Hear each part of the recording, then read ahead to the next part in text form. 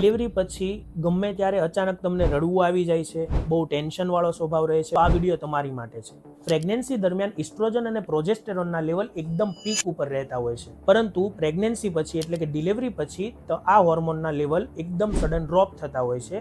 એના લીધે બ્રેનની અંદર રહેલા ન્યુરોટ્રાન્સમીટર જેવા કે સિરોટોનિન, ડોપામિન તથા ઇમોશનલ સ્ટેબિલિટીના પાથવેઝની અંદર, મૂડ સ્ટેબિલાઇઝિંગ પાથવેઝની અંદર અસર પડતી હોય છે, જેના લીધે ઇમોશનલ ઇન્સ્ટેબિલિટી, મૂડ સ્વિંગ્સ કે આવા પોસ્ટપાર્ટમ બ્લૂઝ આવતા હોય છે. ડિલિવરી પછી 1 થી 2 વીક્સની અંદર નોર્મલી 70 થી 80% મહિલાઓને આવું પ્રોબ્લેમ જોવા મળતો હોય છે, પરંતુ એ 1 થી 2 વીકની અંદર રિઝોલ્વ પણ થઈ જતો હોય છે. આમાંથી 10 થી 20% મહિલાઓમાં અથવા માતાઓની અંદર આ પ્રોબ્લેમ એ પોસ્ટપાર્ટમ ડિપ્રેશન બની જતો હોય છે. આ સમય દરમિયાન મધરને એક સપોર્ટની જરૂર હોય છે, પ્રોપર ન્યુટ્રિશનની જરૂર હોય છે અને એક પ્રોપર મેડિકલ હેલ્પની જરૂર હોય છે.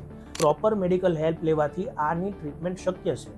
એટલે કે તમારી આસપાસ જો કોઈને આવું થઈ રહ્યું હોય, કોઈ માતા આવા પ્રોબ્લેમથી પીડાઈ રહી હોય, તો એમને આવું નોર્મલ છે એવું કહેવાને બદલે આ એક હોર્મોનલ પ્રોબ્લેમ છે અને એમને ગાઈડ કરો કે તેમને મેડિકલ હેલ્પની જરૂર છે.